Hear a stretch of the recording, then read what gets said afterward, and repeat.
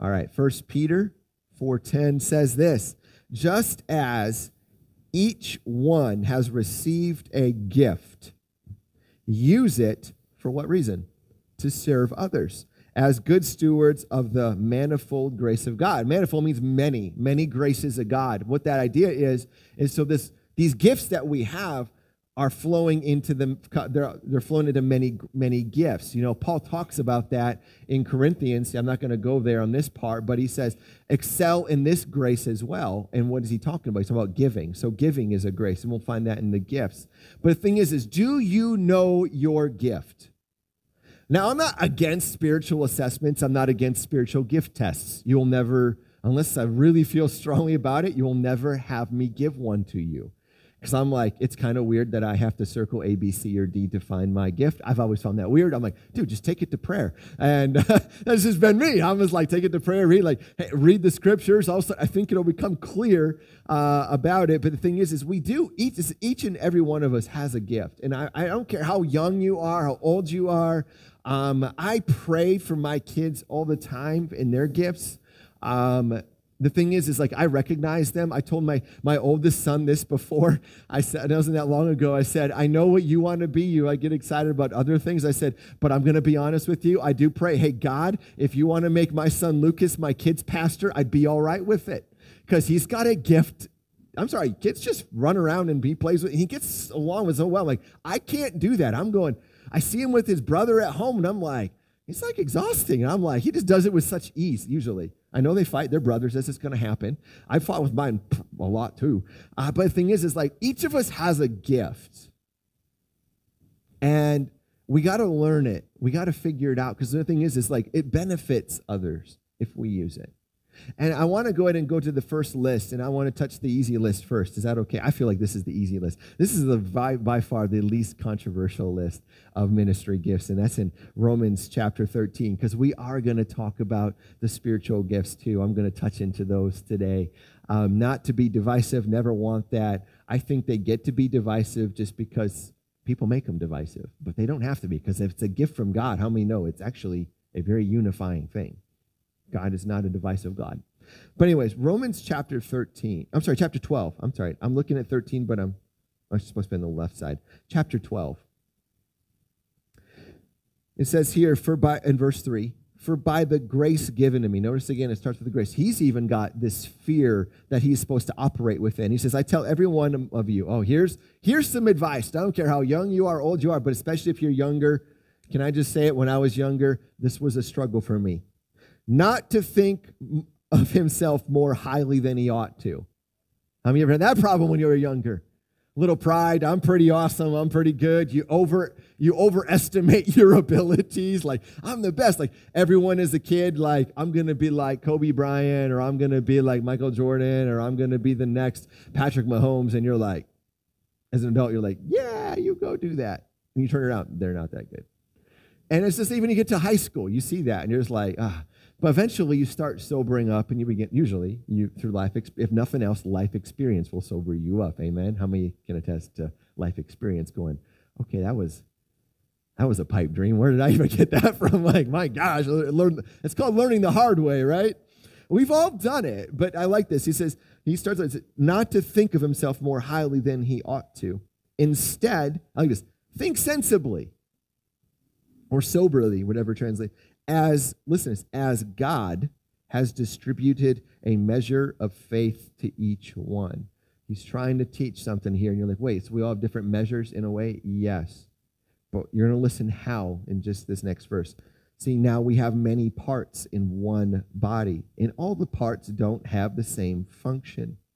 In the same way, we who are many are one body in Christ, and individually members of one another. According to the grace given to us, there's that word again. We have different gifts. There's that word. If prophecy, use it according to the proportion of one's faith. So do it according to the faith you've been given. If service, use it in service. If in teaching, in teaching. If exhorting, exhortation. In giving, with generosity. Leading, with diligence. showing mercy with cheerfulness. You hear it. He says, like, here, there's a certain sphere you should be operating within, okay? But don't try to walk into a gift that's not your own, and don't do it in the wrong way. We are many parts, and we're going to touch into that when we get into 1 Corinthians. But right now, I really want to just say, soberly, do you even know what you're called to? Do you know your gift? Do you know your value to the body? And before you say yes, and I'm not trying to deter you, I really want to ask this question. Do you really? I'm like, why are you asking that? Because the thing is, you know, as a pastor, I don't try to deter people, but it's funny how many people get called to the leadership of ministries. It's just interesting to see it. And it's usually in the younger folk, right? They're just like, I think I'm called. And everyone wants to be a pastor or a youth pastor, a kids pastor on the worship team. Why? Because these are your like upfront ministries. And this is how they view it. And some of them are, there's some scope, I get it. But mostly, there's a lot of things. Like, I remember that even when I was younger, like, I'm going to go on the worship team. And I did get on the worship team, but I thought I was like, I'm going to be like a guitarist or something. And I found out I just don't have the patience for that, and I didn't have the ability. I was like, just wasn't that great at it. But I found out I could drum. So I'm hiding in the back. And I got jokes about me all the time. They're like, we had a rock band, a Christian rock band, and one time my guitarist turns around, he goes, hey, Steven, I got a joke for you. And I go, what's that? He goes, what do you call 4 musicians and a drummer? And I go, a rock band. And he goes, yeah. And I go, you're a jerk. But anyways, I don't know. It's this thing is just like, you know, they weren't trying to demean me, but sometimes we can feel like that when we have a background ministry, what we would call background. But can I just say from this pastor's heart, if you have a background ministry, I pray for every ministry, but I say thank you to I say thank you for you every week, at least once, in regard to your ministry. I don't care if it's like you come in and you're, you know, Ryan, you help me with youth group. I know that there's some of you who clean the church. I know some of you, you're door greeters. You're doing things behind the scenes. You're cleaning up after kids. You're doing stuff nobody sees. You're organizing things behind the scenes. It's just, you're just that person. And I say thank you. I want to say thank you for that because it takes every part to do it. I mean, to really make this work. But sometimes we can try to step out and even so overestimate our importance. I mean, you know, like I can do that as a pastor. I can go, well, it's all about me. Like there's a lot of pastors out there. They put the spotlight, they put everything on themselves. And I really, really try not to do that. I don't want to do that. I'm not trying to be funny or entertaining. I really want to just preach the gospel. And hopefully God magnifies it. And if that comes in some shape or form of funny or entertained, then so be it. But I don't want it to make it about me.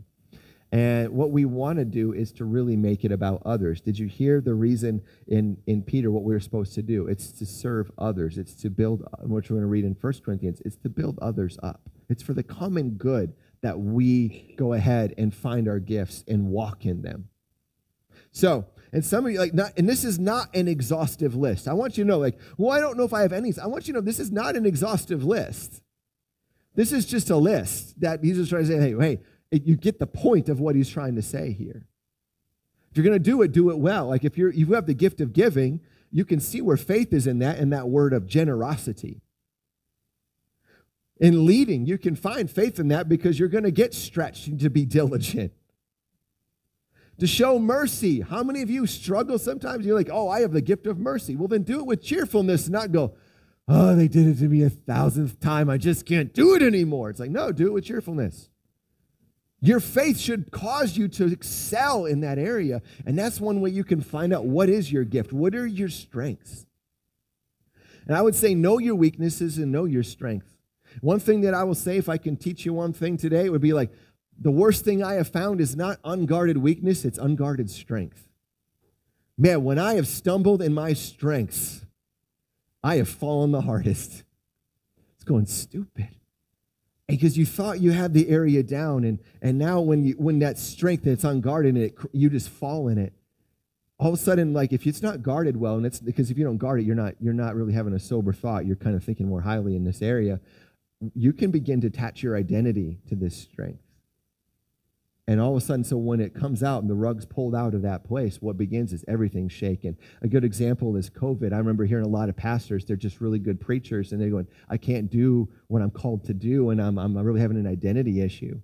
And I remember talking to him, I said, well, your identity is not pastor. Your identity is son of God.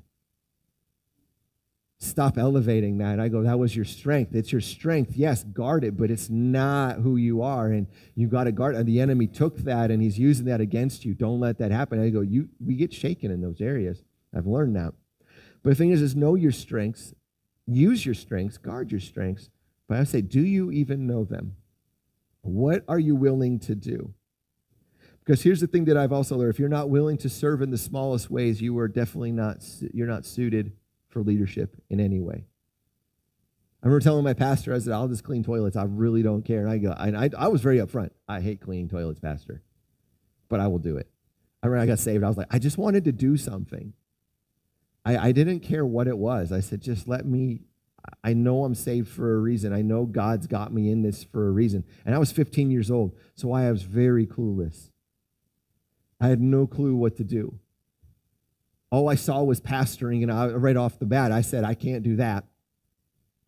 And I saw the worship team. I wasn't drumming or anything else. Well, I have no musical ability, so I can't do that. I looked at the tech, and I saw all those knobs and those things and the slide. I'm like, that's too complicated. I can't do that. I was like, so I just said, I'll clean. I think I can manage a broom. I manage that. And he goes, we'll put you in the tech. I'm like, I found out I was really good at it. Apparently he saw something I did. And sometimes, people will do that for you. They'll just say, hey, I think you'd be great at this. Would you be willing to try it? And we've done that here. We've had people step into kids' ministries. And we say, they're always like, I don't know if that's me. Like, I'll try it for 2 weeks, try it 2 times. If you still think it's not for you, we'll find something else. Sharon Cox or Kinsha, whatever name you want to use there. I never know which last name to use for that lady. It's the most confusing thing to this day. For me, maybe not the most confusing, but it's up there. But she tried it for 2 weeks, and she goes, that is not me. And my wife's like, that's okay. And she doesn't do it anymore. We found she loves greeting and doing other things, and she's in charge of when you get meals, if you're down and out, she's the one who puts that together. She found her strength. And we're like, we're glad we could help you. But it wasn't through, we failed along the way. Through her and kids. And we're like, because she's such a sweetheart. She's like everybody's grandma. We're like, she's going to be great with kids. And we're like, you're everybody's grandma, but no. You just can't be in that role of ministry. But that's not a bad thing. Because we want everybody to be where God has called them. So I love Leroy because one day I'm like, we need the siding replaced. We got the okay. I said I'd help him. I come to the church in the afternoon. It's done. I was like, I just kind of did this. I didn't even pull in. I just kept driving, went, and my wife's like, what are you doing home? And I go, it's done. She goes, what? I go, it's done. I go, I don't know how, but it got done. I didn't know. I was just like, this is totally cool. The thing is you know what your gifts are. Sometimes you just do, and sometimes you don't. But I would ask you, are you willing to operate in them to help others? I'm grateful that we don't have mold growing and destroying and getting rot. I'm grateful that we have people and kids. I'm grateful that we have people who are just willing to serve when people are down and out. I'm grateful for the greeters at the door who are distracted talking to the people in here and sometimes don't open the door for the person that's coming. I love doing that to people. Like, hey, you missed your job. And they're like, oh, what a go. I just like to have some fun with that. But no, I'm serious. I want us to find it because the thing is guys, we really do have purpose in being here, and it's not to fill a seat for this guy to preach to an audience. Never please think that. And kids, get involved as fast as you can. You want to do something, let me know. We'll find something. I found out they're probably one of the greatest people to do tech. They just know it usually. And I was like, if they only are good at serving, they're good. Just tell them what to do, right? They're like, there's some that are just go-getters. They want to be helpful. And I always say, if you're in the back with those kids, man, employ their help, clean up. I'm serious. Like, they can do it. You've seen them at an Easter egg hunt. They clean that whole field up in 2 minutes. So don't tell me they can't pick up a few blocks. Like, they got you. They can. Just tell them, pretend it's Easter eggs with candy. But you don't get candy. I don't think it'll work the same, but, So, anyways, I want to go ahead and I do want to touch into 1 Corinthians, but I'm not going to go straight to chapter 12. I actually want to stop in chapter 3 because I really want to lay the groundwork, and this is kind of where things get serious. So I was having a little fun, but I was like, I really want you to understand the heart, and that was the heart of the message, what you just heard. But I really want to say there are guidelines, there are rules, there are things that we're expected to do and walk in. And so if you know anything about 1 Corinthians, it is a super, super corrective letter. It has like one issue after another issue, after another issue, after another. Paul just keeps going down the line. And just when you think, well, they couldn't possibly have another issue, then you're like, oh my gosh, they got another issue. And it is encouraging, honestly. When people think like, like, oh, I just don't go to church because, I had this experience. I'm like, have you read Corinthians? We ain't that bad. But I'm like, it's just, not to say that, but it's like, the idea like, even, you think that like, everyone's like, I want to go back to the early church. I go, the early church had its problems. Have you read Acts chapter 6? How about chapter 5? Whoo! Ananias and Sapphira. Boom, dead. Boom, dead. You're like, how many, you want the early church? Now they're like, that actually doesn't sound good anymore. Right? I mean, we're like, we want Acts chapter 2, but we could skip over 5 and 6, then get 7 for the great growth. And it's like, oh, but that, 6, and then we can skip over 7 because there's the rock throwing convention at Stephen, and I don't want that. And we're like, chapter 8's kind of horrible too. The church is persecuted. Well, what part of the church did you really want? You got to look at. But they did. They had their problems where widows were getting neglected, and they had their issues, people. And in Corinthians, we get a really beautiful inside look to a church. And I do not want to demean them. I actually applaud that we can have this example of what dysfunction can kind of look like, in the sense that God's grace even works in the midst of dysfunction. But at the same time, I don't want to live in that dysfunction. I don't want to arrive at that dysfunction. So it's a good lesson to learn in chapter 3. But he says here, for my part, brothers and sisters, I was not able to speak to you as spiritual people, but as, listen, as carnal. Whew. We kind of just read about that, didn't we? Romans chapter 8, we just said, was what? Carnally minded is what? Death. We just talked about that last week. He's calling them carnal. Now listen to this. Carnal babes in Christ, they're still saved. This kind of one gives you an insight of how amazingly far-reaching the grace of God really goes. That's beautiful. But the idea is that you could still be a Christian and think like the world. Isn't that fascinating? Now, here's the thing. I don't know if you know this. This is not too important, but in this little detail will be important. It's been about 4 years. 4 years in, these people have been Christians. So you'd think 4 years, come on. We should see some growth, right? Do you remember when you were 4 years old as a Christian? I was 19. I'm going to be honest. When you had somebody come to Christ, at first you're like, oh, you're just a baby. I'm sitting there saying that as a 4-year-old Christian. How ignorant is that? The thing is like they should have grown. How many of us in this room today would look at a 4-year-old and go, that's a baby? How many of you calling a 4-year-old a baby? You're like, well, they act like it sometimes. I know that. But no, like physically, we would look at him and go, that's a baby. We would never do that. We'd say, nah, they're like a small child, a toddler. We'd label them as such, right? But we definitely would not label them as a baby. It's a small window, baby, believe it or not. I was like, you notice that? It's like it's that first 0 to 1 year old. After that, they start becoming in those toddler years, and it's just amazing how fast they grow. But here they are. He's calling them like they're in their infant stages. Like, hey, it's like you were just born yesterday. You ever hear that one? Born yesterday? Yeah. I gave you milk to drink and not solid food since you weren't ready for it. In fact, you're still not ready because you're still worldly. See, they're thinking. For since there is envy and strife among you, are you not worldly and behaving like mere humans? You're like, well, I am a human. No, you're supposed to be like Christ. Whenever someone says, I belong to Paul and I belong to Apollos, are you not acting like mere humans? Now, you may not understand, but here's the culture. It's a Greek culture. And when they were kind of doing this whole thing of, I belong to Apollos, and I belong to Cephas, and I belong to Paul, and I belong to Christ, even the ones that were saying, I belong to Christ, none of them were figuring it out. I want you to know that what was going on is, if you understand Greek culture, they would often go in and listen to philosophers, and they would really kind of adhere to one. And they would quote that one and defend that one and explain why that one's more superior than that philosopher.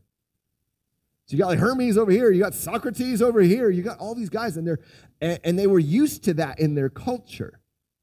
And so when they came into the Christianity, guess what they did? They got led to Christ by Paul, and they're like, oh, this is amazing. Paul's amazing. And then Apollos comes in and teaches them, Paul was something. And they're like, others like, no, he's still amazing. Yeah, but Apollos is giving us like a lot more. He's even more amazing. And it caused this tension, this hitting of heads. And what he is saying is like, look at what you're behaving like. Look at the way you're thinking. And this is a good place where he starts. And then if you go down a little bit, he gets in this idea that in verse 9, it says that we're God's co-workers and you are God's field. You are God's built. Then notice he transitions, and it is a transition. You are God's field. You are God's building. He's using multiple examples to really teach what he's going and saying. Here's going like, look, here's who we are, and here's who you are. And then he says in verse 10, here's that word again, according to God's grace that was given to me. See, he understood something. He goes, I know my calling. I know what I'm supposed to do, and I did it. Listen to how he does it. I have laid a foundation. Listen to this, as an expert master builder. That's pretty confident. And what that really denotes is saying is like, I have laid this foundation in the best possible way. And basically saying is like, the reason you are the way you are is not because I screwed up. And he's not trying to defend himself. He's going, it has just been laid beautifully. Christ has been portrayed. It's kind of like he's speaking in the Galatians. Like, I literally spoke about the crucifixion before you like it was happening before your very eyes. So what happened to you? Then he goes on, and he says, another builds on it. And listen to it, but each one must be careful how he builds on it. How many know that's important? For no one can lay any other foundation that's been laid. So he's talking, really, I mean, we like to use this one, and I've used it, but I want to key in on this idea. This primary, what Paul is trying to talk about, is leadership. He's saying, I did my thing, Apollos did his thing, now you have these other leaders here, and you guys better be careful how you build upon what has been already built. Because how many know there's some screwed up leadership going on up in this place right now?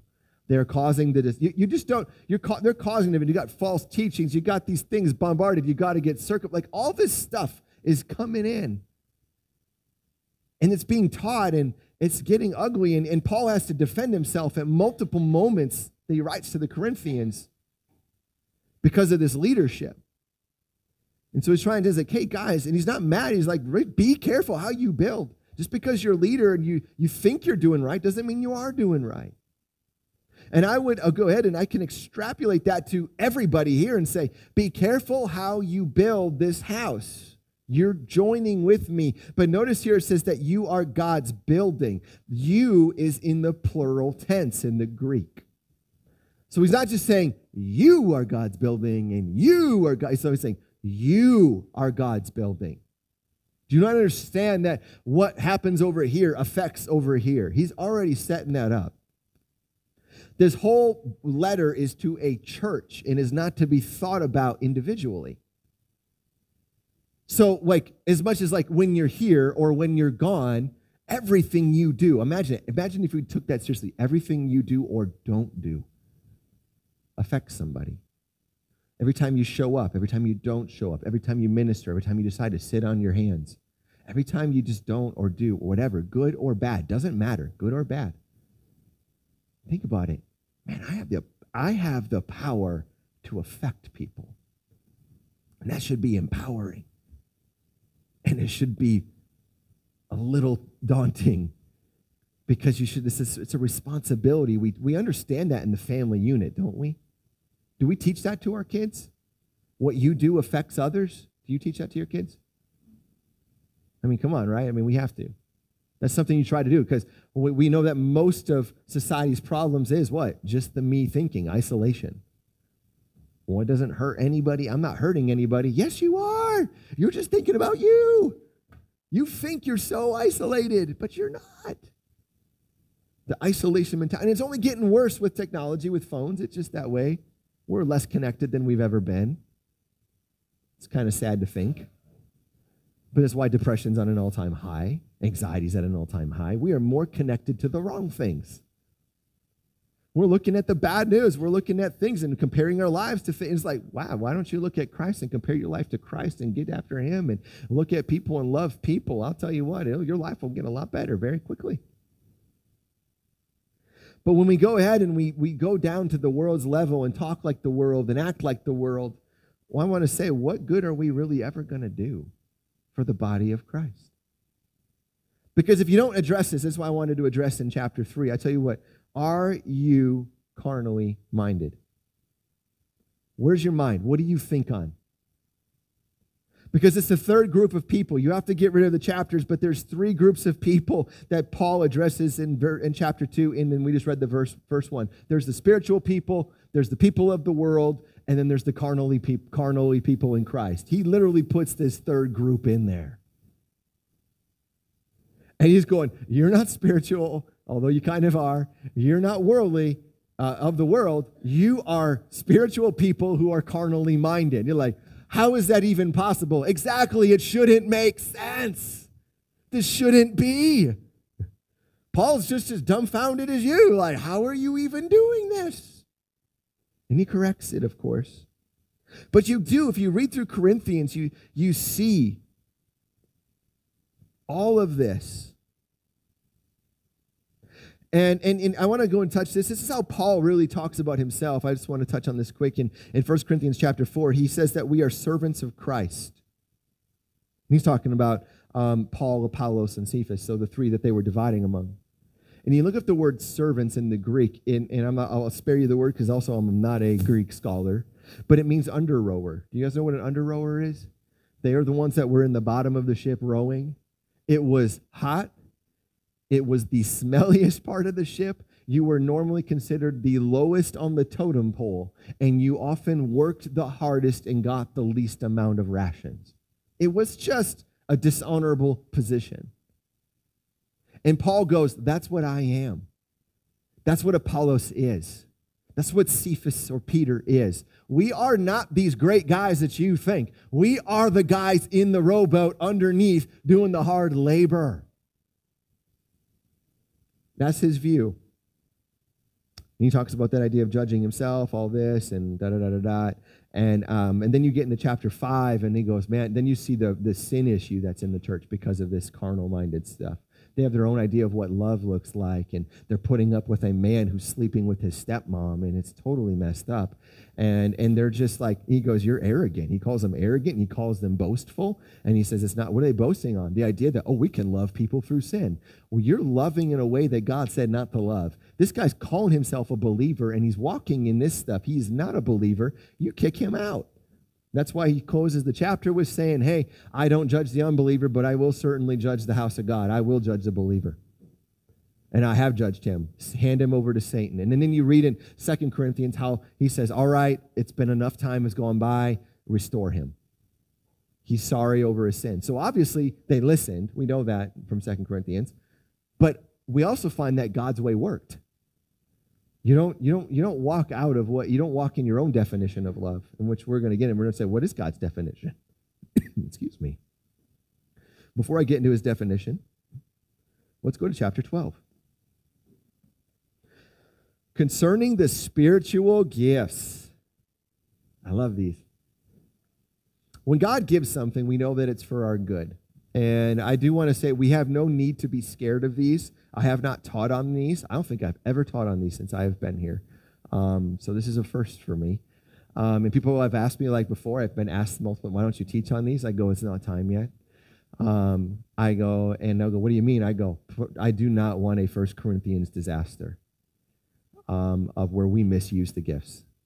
And I felt like the Lord was just saying, we need to focus on the fruit. We need to be people who have the fruit of the Spirit. We need to grow in our maturity and understand truth so that when we walk in things like this, when all ministry doesn't even care about, I don't even care about spiritual gifts. I mean, it's all things. I go, we need to make sure this stuff's taken care of, the important stuff, because it is more important. And so now, though, I don't want to leave this undone. Now, there are two camps with spiritual gifts. There's two main camps, I'll say that. There's the cessationists. They believe that gifts, spiritual gifts, are no longer for today. They stopped with the early church when the book was completed. When we got the Bible, they're like, done. You don't need the spiritual gifts anymore. And then these are the two camps you hear about. They're the cessationists, and then there's the ones I like to call the sensationalists. They are the ones who come to church, and they will walk out, and they're like, that wasn't church, because there wasn't a tongue, there wasn't interpretation, there wasn't enough hooting and hollering, there wasn't enough prophecy, they just all about that. And you're like, I don't want to be I'm not a cessationist, and I am not a sensationalist. I don't want us to be about that feeling high of all that. I don't want us to be about any of that. We want to do it God's way. That is my heart. I don't want to forbid any of these things to happen. I do believe that they are for today. I think that you have to look at the context and understand them. I think it would be good, but there's a greater thing you must understand. But before we get into that, let's read them. In verse 4, now there are different gifts. Did you hear that? There are different gifts, but there's the same Spirit. There are different ministries, but the same Lord. You hear how he's highlighting the Trinity? We got the Spirit, we got Jesus, and listen, there are the different activities, but the same God. He's just touching all of them. He's like, do you notice that there's one in all of them? There's this commonality, right? Who works in each person. A manifestation of the Spirit is given to each person for what reason? Are you ready? For the common good. That's what it says, the common good. To one is given a message of wisdom through the Spirit, another a message of knowledge by the same Spirit, to another faith by the same Spirit, to another gifts of healing by the one Spirit, to another the performing of miracles, to another prophecy, to another distinguishing or the discernment of spirits, to another different kinds of tongues, and to another interpretation of tongues. One and the same Spirit is active in all of these, distributing, listen, to each person as he wills. You don't just get to have what you want. He does it how he wants to do it. Now, I think we should be ready, and you'll read that in a moment, and we should desire them. That's the wording that's used. But people always go, I want this and I want this. And right away I go, you're like, why? Most reasons are very self-centered. That's why I said, we got to be, I was like, now you see why, you hear most people oh, because I want to see so-so. And I'm like, I don't think that's it. It doesn't sound right. We got to be careful. We can easily, your motives, you might be deceived even in, but I'll tell you, there's one who's not deceived, and it's God. I say, lay yourself bare before him and let him do what he wants to do. I'll tell you what, you'll end up in the right spot. But listen here in verse 12, let's keep going. For just as the body is one and has many parts, so, and all the parts of that body, though many, are one body, so also is Christ. For we were all baptized, sorry, got to turn the page here, by one Spirit into one body. You see how that's all happening. He keeps really emphasizing this idea of unity. And the unity isn't alone the idea that it's going to happen a certain way. The unity is the idea is that it's going to promote unity. It's going to bring about the good of others. He's really trying to bring that across. We've already read about that early on. Don't you realize what you're doing can affect others? And so I want to go ahead and it talks about the idea, if you say I'm not an eye, so I'm not part of the body, right? Please don't be one of those that demeans what you do. Can I just say that?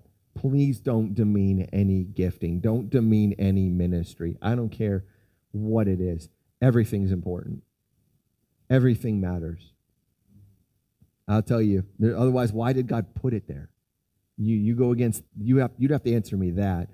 And you're like, well, some things are just more important. I go, I can understand the importance of a leader, but I wouldn't say they're more important. I'd say they're important. I think Moses was very important. But let's face it, how many would agree that maybe the people's obedience would have been just as important? Probably wouldn't have wandered for 40 stinking years. That's pretty important. I'm just thinking, okay, things matter. Sometimes we put it all on one person, and when you do that, that's what happens. The one person seems to have it figured out, but then everybody blames the one person for all their problems, like they blame Moses, and then they're stuck in a circle, and they keep walking around the same problem. 40 years later, we're still talking about the same issues. It's like, man, no, just get to God yourself. Take some ownership. But anyways, don't demean anything. Please don't demean what you do. I know I don't demean what you do. I'm not supposed to say it. But it says God has arranged each one of the parts in the body as he wanted. Did you hear that? It's how he wanted, not how you want. It's not about what you want. It's about what he wants. And so then jumping down again to verse 24 and said, God put the whole body together, giving greater honor to the less honorable. So see again, he goes and say, look, I'm evening this out. Why? Because that there would be no division. So there would be no division in the body, but that the members would have the same concern for one another. That the leader would recognize the need of those that have been entrusted to him or her. That those who minister over here would recognize the importance and the need of this person and how they all work together. This is what he's trying to say. But I want to back up just really quick to highlight this point. I wrote this in my Bible. It's just 3 words. In verse 20, it says, as it is, there are many parts, but one body. But above many parts, I wrote this, important. Remember that. You don't have to be an eye. You don't have to be an ear. You can be the thing God has called you to be. And it's an amazing thing. But here's what I say. There are many parts, important, but one body. This is what I wrote, more important. It's more important to recognize the latter. Because if you don't recognize the latter, you will likely not use the former very well. We need to have love and concern for those around us. Too often we say things like that. We'll say, oh, but what about me?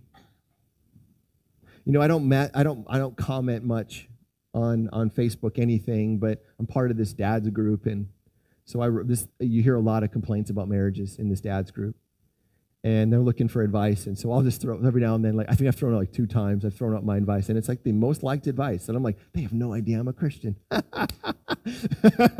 I just leave that out. I just go and say, here, I give spiritual wisdom without red flagging myself, hey, I'm a Bible thumper, It's I just try to blend in a little bit, and they're like, man, where do you, I had one guy write me in a message, where did you get that advice? And I go, well, it's the Bible. He goes, what? That's not in the Bible. And you're like, I'll do it one-on-one, but the thing is, I read this and I just go, and most of the time, I go, guys, I just give the same advice and it just sounds different, but I go, if you would just love your wife more than you love yourself, even when she is so full of loving herself, I go, just choose to love her. She's probably loving herself because you're just not doing a very good job at loving her. Someone needs to love her, and it ain't you right now. I put it nicer. I go, but you're the leader of the home. You're supposed to, I go, be the sacrificial man like Christ was. Love your wife as Christ loved the church. But I just put it differently. I go, even when she is not loving you and she's your enemy and she's acting like it, I say, love her anyways. And they're like, that's good advice. I'm like, yeah, that's scripture. You just take it out. It's pretty cool. But the same can be said about church problems, about our ministries, about our gifts. If they're not working and they're causing division and chaos, we have to ask, what are we exalting? Because it's not the body. Often within denominations and different ones, you'll find that the division is there because we exalt things that just don't need to be exalted. We put all our chips on a thing that just doesn't need to have all its chips on. I go, leave all your chips on Christ. Why are you moving them? Well, we can have most on Christ, but some over here. No, scoot them back. That's great, but right here is where we leave them. If we could just learn that and get into 1 John and then from that go, wow, if I love God, I'm supposed to love people. Well, that seems like a pretty big deal. And then I read in 2 John, man, he's got no greater joy than seeing his own children walk in truth. As a leader, I should go, that should probably be a joy of mine. I bet you Moses wished he had that joy when he was wandering in the wilderness. Right? I'm just saying, like, we need each other. We build each other up. We lift each other up. We grow together. But only if we learn to walk in love towards one another. And you do that by just loving one, considering one another. And one way you do that is, yes, doing and operating in the gift that God has given you. Use your talents well. Don't sit on them, because you know how that went for the servant who sat on stuff. In both stories, minus and talents. The master not happy. Then he goes in and he says, he gives these in verse 28.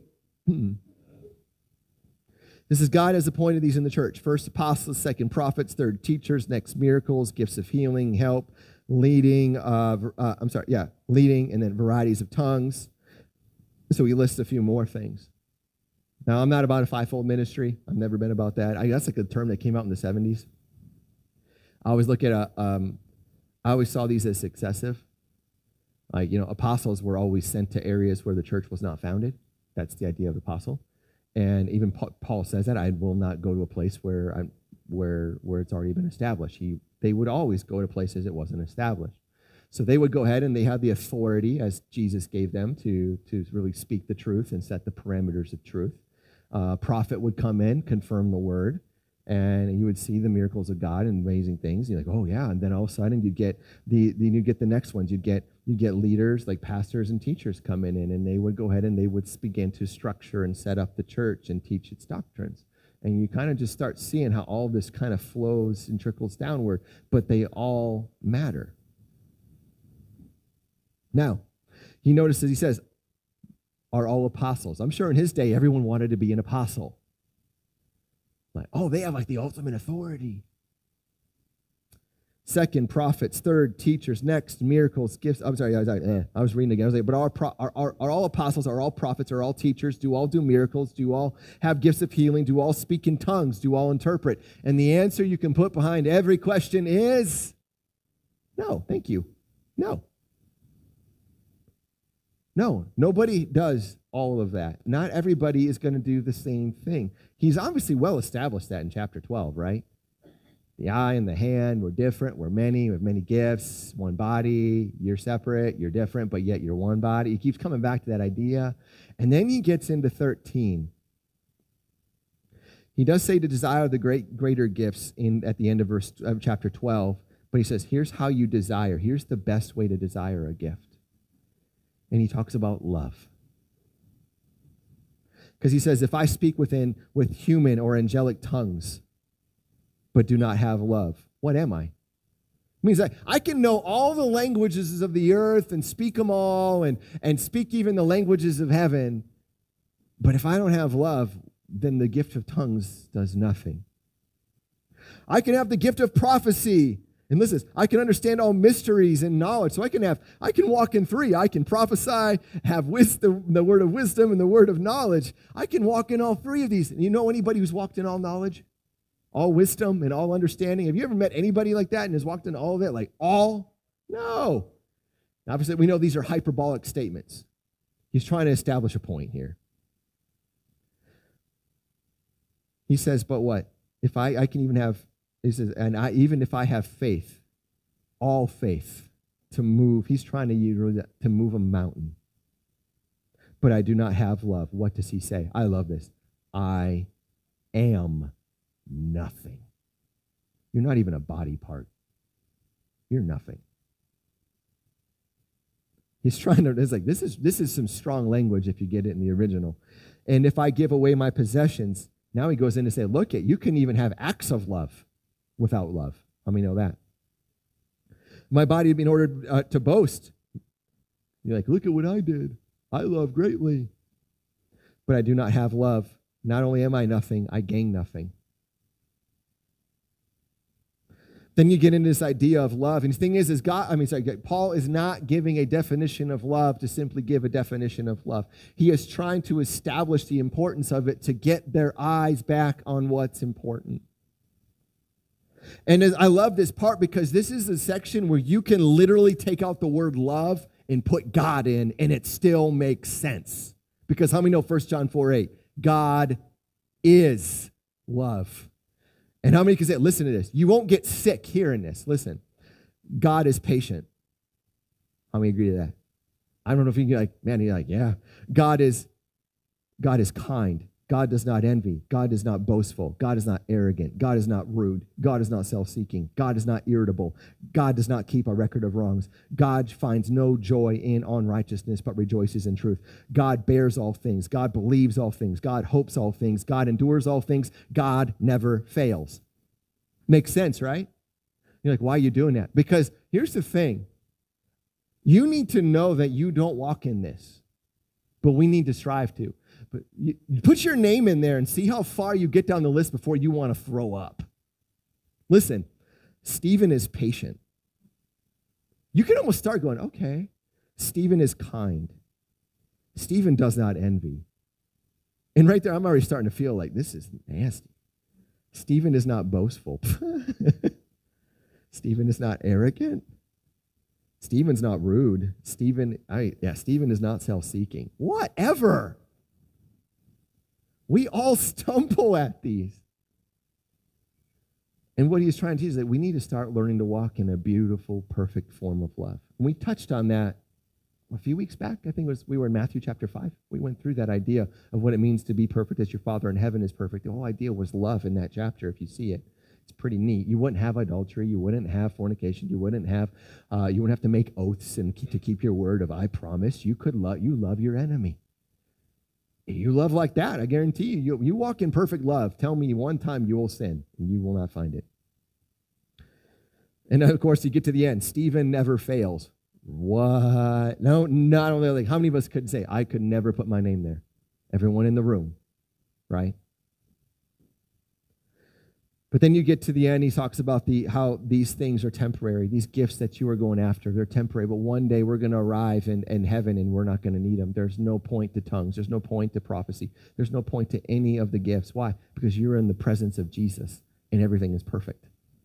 And he talks about, he compares it to being a child versus being an adult. He goes, right now we're like children. We don't understand. But one day we're going to really have a greater understanding.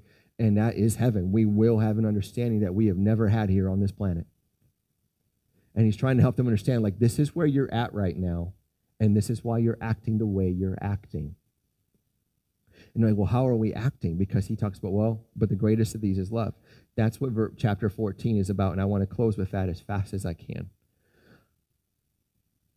Pursue, and if I could just sum up 12 and 13, it's these words right here. Pursue love, desire spiritual gifts. Desire is like this idea of an innate, I want those. That would be great. I would love to see people healed in this church. I would love to see prophecies. I would just love to see these gifts manifest. But here's the thing. I was like, but love in pursuit is an action that is beyond a desire. It's intentional. It does things. And that's what he's trying to say. Pursue love. Have a greater intentionality after love. Lay hold of love. Run after it. It's like have a desire here, but you're not running after spiritual gifts. You're running after love. Because if you run after love along the way, you're just going to see things and God's going to go and you're going to say, like, man, there's some needs in the church. And God, I was like, that'd be great. And you just give, okay, well, God, you just do it when you're going to do it. And I'm going to believe it. And you keep running. All of a sudden, God's like, here, have it. Because you've got a pure heart. I believe that. And I'm like, be mindful. I'm like, man, it would be great. There's nothing wrong with wanting to see these happen. There's nothing wrong with you wanting to walk in one of these. But I want to ask you, are you walking in that love? Are you pursuing love? And he kind of, in this chapter, he uses tongues and prophecy. And if you know anything about the tongues thing in Corinth, they were very greatly abusing it. And they were just doing it to do it. And listen to what he says. And I just want to highlight the heart. This is not a study on tongues. This is not a study on prophecy. So I'm not going to talk about those. You want to talk about those sometimes? We sure can. But what I really want to do is set up the boundaries again of every gift. And you can put any gift here in these lines. You can see the boundaries in which we are supposed to walk in. But listen. So he uses these examples. For the person who speaks in a tongue is not speaking to people, but to God. Why is he speaking to God and not people? It says because no one understands him. Only God understands what you're saying, so you're only talking to God. Nobody here grasps it. That's what he's trying to say. And he speaks mysteries. What's mysteries? Well, these aren't the mysteries of the gospel. He's speaking mysteries like, as in, again, nobody gets what you're saying. And well, how do you know that? Because of the opposite, in the Spirit. On the other hand, the person who prophesies speaks to people. Did you hear that? Speaks to people. We would always go, well, speaking to God's got to be greater. I would say, yeah, one-on-one, speaking to God is greater. Don't get me wrong. But in the way that he is using it, no. Because we are talking about what? The body of Christ. This is what Paul's touching on. So he's going, we're doing all this for the common good, remember? And he touches that. Listen. And the other who prophesies speaks to people for their strengthening and their encouragement and their consolation. The person who speaks in a tongue builds himself up. And there's probably some good merit to that, but if it were me, what I understand here, this is not a good building. It's kind of an idea of like, hey, if you get in the Greek, and I will in just a moment, but the one who prophesies builds up the church. The word build up is actually very intentional. It means to build a building. That's interesting because in 1 Corinthians chapter 3, we just talked about how you can go ahead and be careful how you build, because if you don't, you go ahead and your pork is going to be tested and it'll be thrown through the fire and it will be burnt up or it won't. Be careful of what you're building. You're like, oh, I'm building up. Are you building up the house of God or are you building up yourself? Because that was the problem with the Corinth church. They were building themselves up. And it caused a lot of problems. You're like, well, then what's the use of tongues? Tongues has got a great use. Especially, I don't know about here. I mean, you get some Spanish people in here, it'd be great because I don't speak Spanish. I'm trying to learn it, but I don't speak it. So if you see me speaking Spanish one time, you'd be like, well, he's speaking, Spanish. That's a gift of God because that's not something Stephen knows, okay? I'd be like, wow, he's like declaring the mystery. He's declaring the graces and amazing salvation of God in Spanish. I didn't know you spoke Spanish. You're like, I don't. Me Spanish, no bueno. I was like, that was awful. Exactly. I'm just telling you, it's like, but the thing is like, but when you get the interpretation involved, it's beautiful. When you get Acts chapter 2 and that beautiful picture of it, where thousands, or I don't know, a lot of people come in, and all of them can hear the gospel of Jesus Christ, no matter the language they speak. God is like in the very beginning saying, this gospel is for everyone. Of all the world. It's like Babel reversed. Man builds himself up a tower, and God goes, I don't think so. It confuses them. And all of a sudden, they're divided. Why? Because of tongues. And then all of a sudden, their tongues unites them. And it brings them under one banner, and that banner being Christ. Now what they're building is a kingdom of God. God's like, this I can get. This is what I'm getting behind. This is what I'm building. It's really cool when it's done the right way. Like I said, it builds others up. It won't come without ridicule. We know that. But the thing is, guys, again, we read it. It says, so the church may be built up. But then in verse 6, you'll see some language, and I'm going to cut through this really fast for time's sake. It says, how will I benefit you unless I come to you with? And he's like talking about the idea of like speech that you can understand. Again, he uses, in the same way in verse 9, unless you use your tongue for intelligible speech, how will what is spoken be known? For you will be speaking into the air. Did you notice that again? Tongues. Now he's not even talking about God. So that's how you know he was talking about an idea of conversing with God. He's just saying, like, you're just talking to nobody. It's not working. It's not helping anybody. And there are doubtless many languages in the world. None are without meaning. And he even says that later on, he'll say, I wish you all spoke in tongues. Don't get me wrong. I thank God that I do speak tongues more than all of you. It's because of what it's done in his life, because of the fruit that he's seen in the salvation and the evangelizing of the world through it. You got to understand that. But listen to what he says. This is very important. Verse 12, so also you, since you are zealous for spiritual gifts, seek to excel in building up the church. So again, he's always bringing it back to this heart. Build others up. Do it for others. That's what you do. Now, again, if you get in there, you see the negative connotation in verse 17. If you're speaking in tongues and there's no interpretation, what does it say? But the other person is not being built up. You may very well be giving a good word, but you've done nothing for the person that you're supposed to be ministering to. So why are you doing it? This is, again, like rhetorical things that that Paul says, I would rather speak 5 words and with my understanding in order to teach others than 10,000 words in a tongue. And that's what he's saying in the church setting. Don't be childish in your thinking. Did you hear that? He's bringing it back to what we read at the end of chapter 12. Don't be childish. Please, come on, you're better than this. You know more than this. You at least have to know why Christ died for you. You have to at least know that when you go and you give your life to him, you're going to have a love for the brethren. You have to know these basic principles by now. And then he gets into the idea again in verses 23 through 25, and he says, if you all speak in tongues, this is what will happen. People will walk in and say, you're out of your minds if everybody in here was doing it. How many would think that?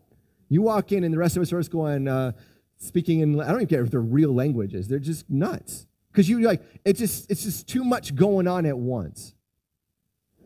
But all of a sudden, and you're like, I don't understand most of this. I think I understand that guy in the corner, but there's like 50,000 of you or whatever, like 100 of you or whatever it may be, I can't discern what's going on, and you're all crazy.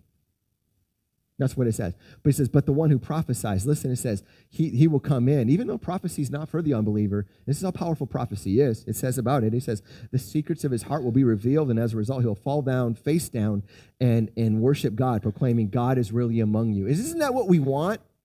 People to recognize that God is among us, that we are the people of God, and that God is among us, that he's with us, that he's working in us, and he's working through us, he's working by us, and it's not our own message, it's not our own work, it's that this is a work of God. That's what we want. I think that's what we want, right? Okay, thank you. Just checking. Y'all like really blank staring at me, so I'm like, what's going on over here? But listen again. I like this, so I want to conclude with this.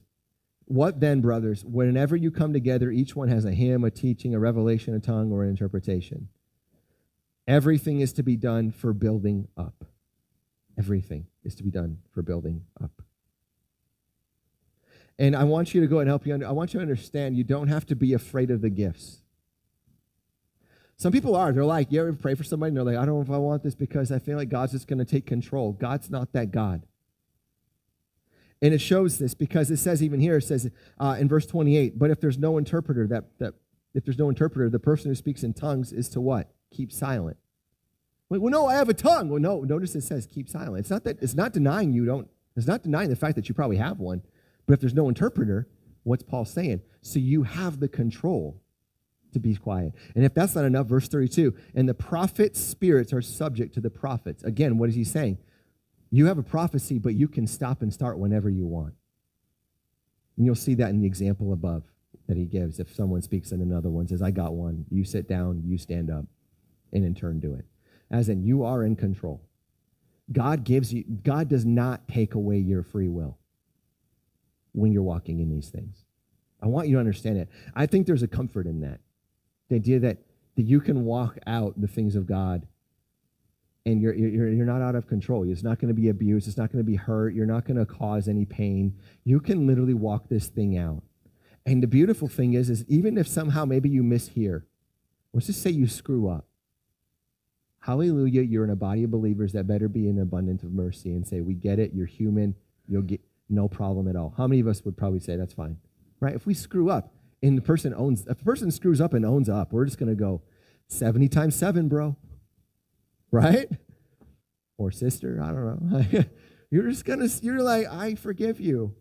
You tried. That's an amazing thing. You tried to step out in faith. Yeah, you misheard, but we're going to encourage you and go, hey, you tried something that I was too scared to do. I'm like, wow, that's a lot of guts. And yeah, you missed it, but hey, praise God that his grace covers that, his mercy covers that, and we got you, and look at the body's not harmed because of it. It wasn't your intent. We know that, and it's all good. We'll move forward.